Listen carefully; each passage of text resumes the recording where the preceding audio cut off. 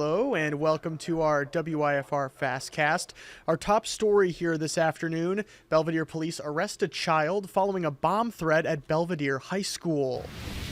Around 11 a.m. Thursday, staff were made aware of the threat and immediately contacted the school's resource officer undergoing emergency protocol for this kind of threat. During the investigation, school administration identified a suspect and determined there were no explosive devices in or around the property of the high school. Anyone with information is encouraged to call the police department or Boone County Crime Stoppers. You could earn a $1,000 reward. A 64-year-old man is dead following a car crash Thursday. Just before 8:20 p.m., Jo Daviess Sheriff's deputies responded to a crash involving two cars on Route 20 in Galena. Investigators say Alexander Ivanizov was driving when he crossed the center line traveling east, hitting a pickup truck driven by Patrick Jung. Jung and a passenger were not hurt in the crash, but Ivanizov was taken to a hospital where he was later pronounced dead. The Illinois State Police Traffic Crash Reconstruction Unit is also involved in this investigation. A multi-million-dollar budget crisis looms over the city of Rockford, with a $3.68 million hole burning through next year's budget. City staff propose using cannabis sales tax revenue to fill the gap, but not everyone on the city council is on board. WIFR's Nathaniel Langley tells us why some say this move disrespects the tax's original intent and why others say it may be the only option. Hey folks, WIFR's Nathaniel Langley here. And there's a different kind of hole in the city of Rockford budget. It's a $3.68 million hole that city staff recommend maybe using the cannabis sales tax to close. We'll walk you through all the concerns and maybe the support behind that in our shows tonight and later on WIFR.com. After a 2-year process, Whitman Street is set to reopen Monday at noon.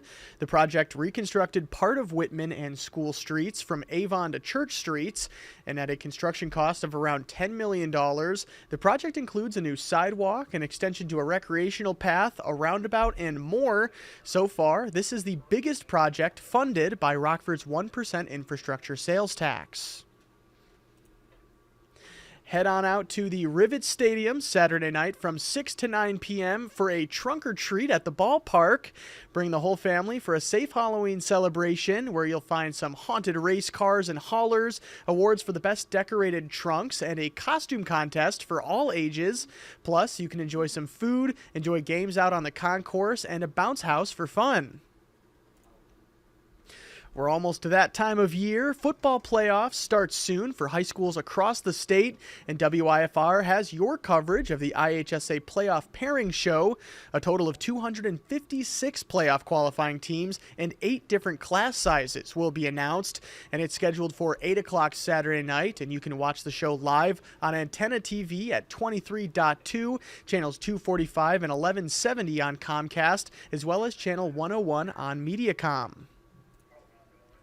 And that chill that's in the air seems like it's going to be here to stay. Let's see how things are going to shape up here this weekend and beyond with a quick look at our 7-day forecast. So, taking a look out there, you can see on the right-hand corner of the screen, you can see we're sitting at about 51 degrees there currently, but it looks like we're going to hit highs of about 54 degrees here on our Friday.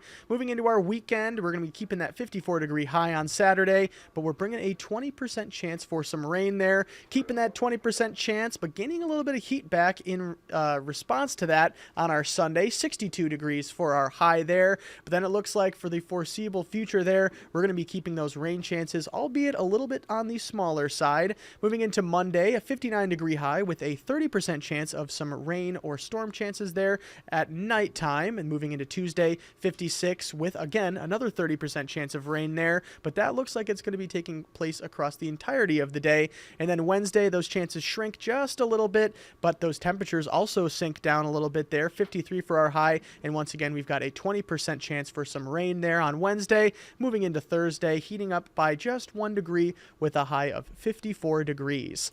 Now, those stories that I mentioned just a couple of minutes ago will be coming up in our shows this afternoon and this evening. That's going to be at 4, 5, 6, and 10. And of course, we can get the latest news both in the state line and across the country out to you instantaneously. All you have to do is head to our website. That's WIFR.com, or you can head to your smartphone's app store and type WIFR into the search bar. And while you're there, you can download 2 apps. You can download our WIFR News app or our WIFR First Alert Weather app. We want to make sure that we can get those alerts out to you, whether they're severe, no matter what it really is, whether it's weather related or news related. We want to make sure that we can get those notifications out to you at a moment's notice wherever you are. Thank you so much again for watching, and we'll see you coming up here in a couple of hours for WIFR News First to 4. Thanks for watching.